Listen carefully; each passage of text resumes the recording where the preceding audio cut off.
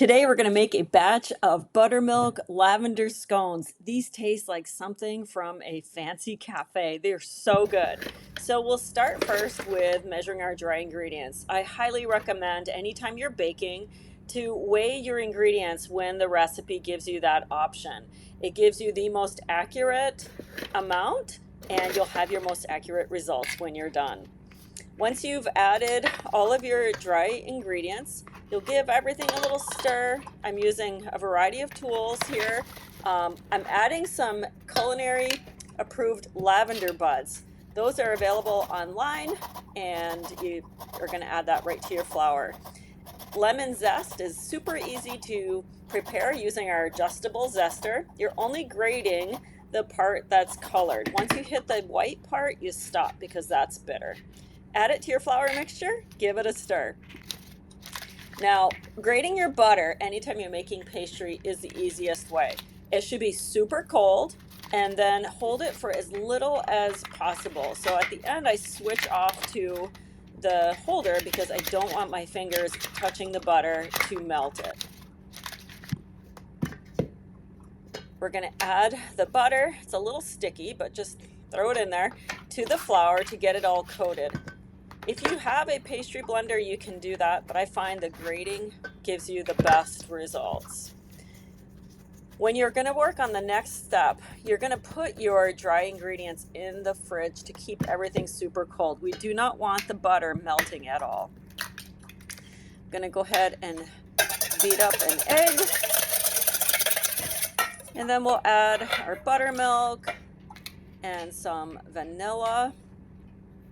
This is a recipe you can mix entirely by hand. You shouldn't use a mixer for this because you don't want to overdo it. Let's get it all combined. You'll stir everything until it all starts to come together, and you don't want to use your hands to do this until you absolutely have to, because remember, we want to keep that butter nice and cold. So once it starts to come together, we're going to dump it out and knead it briefly just to make sure all of the crumbs come together so it's nice and moistened.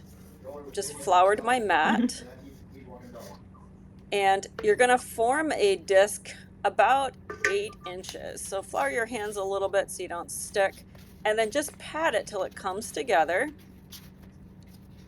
and press it into a disc. If you want smaller scones, you can divide this in half, and so you'll make 16 smaller scones. So you would do 2 4-inch discs. A chef's knife is the best way here. Just cut it into 8 pieces. And these do make a fairly large scone, so feel free to make it smaller if you need to. Now, it's important you use a pan with edges. I'm using my stoneware bar pan. You do not need to oil it. You don't need to add any parchment to it. Just put it right on there. Leave a little bit of space in between, and the butter will leak a little bit. That's why you want a side. Pop it in the fridge for about half an hour or so, and then when you pull it out, you're going to brush the scones with a little bit of buttermilk, and then I'm going to sprinkle it with a little bit of coarse sugar. I'm using sugar in the raw. You absolutely can skip this step with the sugar because we are going to be frosting them when they're finished. It's completely up to you.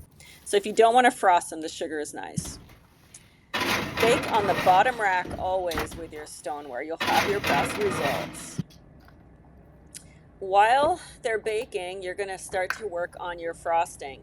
So in this case, we are going to make a little tea of sorts with heavy cream and more of the lavender buds. So I do 30 seconds in the microwave, and then I'll add the lavender, and you're just going to let this seep for a little while. And now that our scones are done, we're just going to pull those out. We're going to let them cool briefly. I'm just going to take them off with the large serving spatula and just let them sit on the cooling rack. And that's going to give me time to go ahead and work on finishing the frosting. So for the frosting, I also like to weigh the ingredients. So I'm weighing the powdered sugar to have an accurate measure. I'm gonna juice the lemon and measure the amount that you need.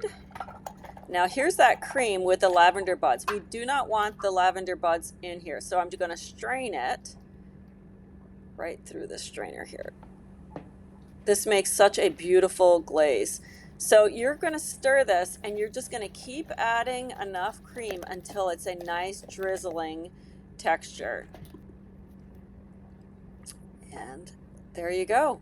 Just kind of spread it all over the top. As they cool, the glaze will harden. And I'm telling you, these are simply amazing. I hope you'll enjoy them and share them with your friends.